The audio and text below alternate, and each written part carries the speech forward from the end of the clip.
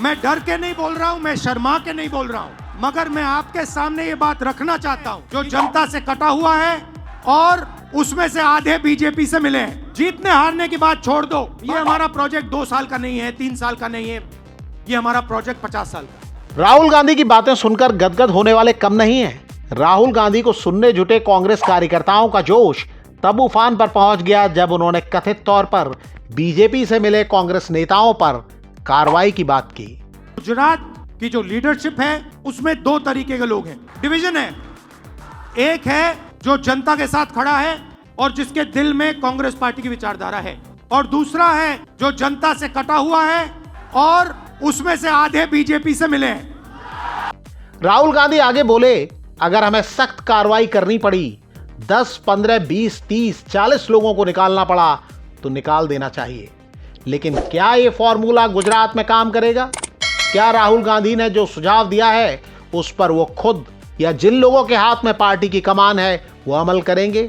ऐसे बयानों पर तालियां बज सकती हैं, लेकिन कांग्रेस का कायाकल्प हो जाए वो भी गुजरात में, इसकी संभावना कम ही दिखती है। राहुल गांधी के बयान पर बीजेपी क्या कह रही है ये आप सुन ही चुके होंगे। इस वीडियो में हम उसकी चर्चा नहीं करेंगे। हम आपको बताएंगे कि गुजरात को लेकर राहुल गांधी जिस प्लान की बात कर रहे हैं, क्या वो खुद उस पर अमल करते रहे? 21वीं सदी में कांग्रेस ने गुजरात में बीजेपी को सबसे जोरदार टक्कर कभी दी थी तो वो था साल 2017 का विधानसभा चुनाव। गुजरात मॉडल के दम पर साल 2014 में नरेंद्र मोदी की अगुवाई में बीजेपी ने लोकसभा का चुनाव जीता था। 2017 के विधानसभा चुनाव के दौरान गुजरात अस्मिता के प्रतीक नरेंद्र मोदी देश के प्रधानमंत्री थे, लेकिन फिर भी गुजरात में कांग्रेस ने बीजेपी को जोरदार टक्कर दी। मामला कांटे का हो गया। कांग्रेस ने 41% से ज्यादा वोट और 77 सीटें हासिल की। इस कामयाबी का सेहरा राहुल गांधी के सिर बंधा। उन्होंने जमकर प्रचार किया था। अहमद पटेल और अशोक गहलोत संगठन की कमान संभाले थे। चुनाव परिणाम के बाद कई राजनीतिक विश्लेषकों ने दावा किया था कांग्रेस ने बीजेपी की जड़ें हिला दी। लेकिन इस स्थिति को हासिल करने में जिन 3 युवा नेताओं का नाम सबसे ज्यादा चर्चा में रहा वो थे हार्दिक पटेल, जो पाटीदार आंदोलन से चर्चा में आए थे। दूसरे थे अल्पेश ठाकोर, जो प्रमुख ओबीसी नेता हैं और 2017 विधानसभा चुनाव के दौरान प्रधानमंत्री नरेंद्र मोदी पर तीखे हमले की वजह से देश भर में पहचाने गए थे। उस समय उनका मशरूम वाला बयान बहुत चर्चा में रहा था। तीसरे थे जिग्नेश मेवाणी। इन तीनों ने कांग्रेस की ओर से बीजेपी के खिलाफ जोरदार चुनाव लड़ा था, लेकिन जल्दी ही इनमें से 2 नेताओं यानी अल्पेश ठाकोर और हार्दिक पटेल का कांग्रेस से मोह भंग हो गया। इन्होंने पाला बदला और बीजेपी में चले गए। क्या राहुल गांधी या कांग्रेस लीडरशिप ने ये पड़ताल करने की कोशिश की कि बीजेपी से जी जान से टकराने वाले नेताओं का कांग्रेस से मोह भंग क्यों हुआ? हार्दिक पटेल और अल्पेश ठाकोर के उस समय के बयान उठाकर देख लीजिए, तब उन्होंने क्या कहा था। इन नेताओं ने कहा था कि 40 साल कांग्रेस में रहकर भी जब नेता लॉयल नहीं रहे तो हमें क्यों गाली देते हो। अपने तर्क के समर्थन में उन्होंने कपिल सिब्बल और गुलाम नबी आजाद जैसे नेताओं का उदाहरण दिया था। अब सवाल यह है कि क्या 2017 में हार्दिक पटेल और अल्पेश ठाकोर पूरे मन से कांग्रेस के साथ नहीं खड़े थे? अगर खड़े थे तो उनका मोह भंग क्यों हुआ? इसी के साथ सवाल एक और भी है, जब बीजेपी गुजरात में कांग्रेस से काफी आगे थी तब उसने इन नेताओं के लिए दरवाजे क्यों खोले? प्रधानमंत्री नरेंद्र मोदी पर लगातार हमला बोलते रहे इन नेताओं को बीजेपी ने अपने प्लेटफॉर्म पर क्यों आने दिया? इसी सवाल के जवाब में 2022 के चुनाव नतीजों की कहानी छुपी है। आपने देखा कि राहुल गांधी ने शनिवार को कहा कि 40 नेताओं को कांग्रेस से निकाल देना चाहिए।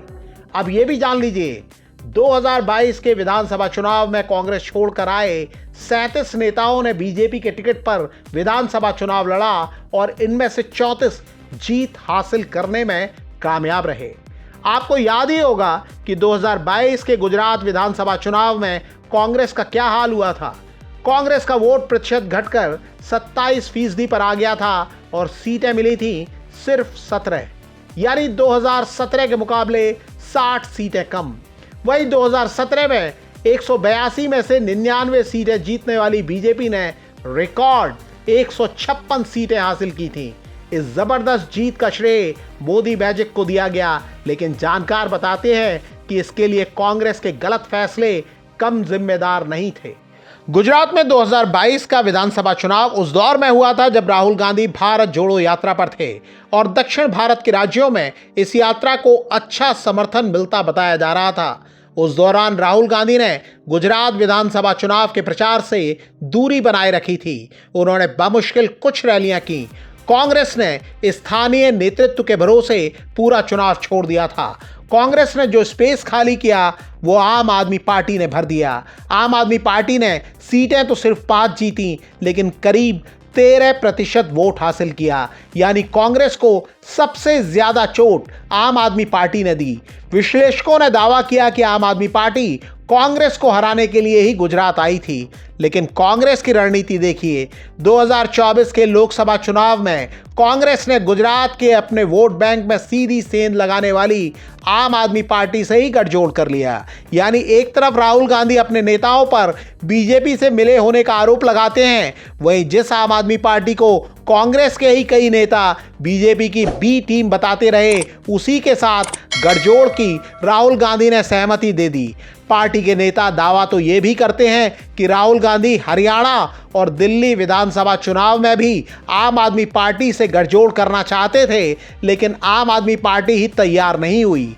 उसी पार्टी के भरोसे राहुल गांधी गुजरात में मोदी की बीजेपी को हराना चाहते थे। अब राहुल गांधी गुजरात के लिए नए प्लान की बात कर रहे हैं। 30 साल हो गए हम यहाँ सरकार में नहीं हैं, और जब भी मैं आता हूँ तो डिस्कशन 2017, 2012, 2007, 2022, 2027, मगर सवाल चुनाव का नहीं। जब तक जो हमारी जिम्मेदारी है उसको जब तक हम पूरा नहीं करेंगे, गुजरात की जनता हमें चुनाव नहीं जिताएगी। मैं डर के नहीं बोल रहा हूं, मैं शर्मा के नहीं बोल रहा हूं, मगर मैं आपके सामने ये बात रखना चाहता हूं कि चाहे हमारे कार्यकर्ता हो, चाहे राहुल गांधी हो, चाहे हमारे जनरल सेक्रेटरी हो, चाहे हमारे पीसीसी प्रेसिडेंट हो, हम गुजरात को रास्ता, कांग्रेस पार्टी की विचारधारा जो सचमुच में गुजरात की विचारधारा है, जो आपने हमें सिखाया है, जो गांधी जी ने हमें सिखाया है, जो सरदार पटेल जी ने हमें सिखाया है, वही हमने गुजरात में करना है। राहुल गांधी सच से भले ही आंखें मूंद लें, लेकिन सरदार पटेल की विरासत का वाहक आज कांग्रेस से ज्यादा प्रधानमंत्री नरेंद्र मोदी और बीजेपी को माना जाता है। मोदी की बीजेपी बड़े जतन के साथ लोगों को यह भरोसा दिलाती रही है कि अगर सरदार पटेल के रास्ते पर कोई है तो वो यही पार्टी है। महात्मा गांधी की विचारधारा पर आज की कांग्रेस कितना चलती है, इस सवाल की पड़ताल कांग्रेस को ईमानदारी से करनी होगी।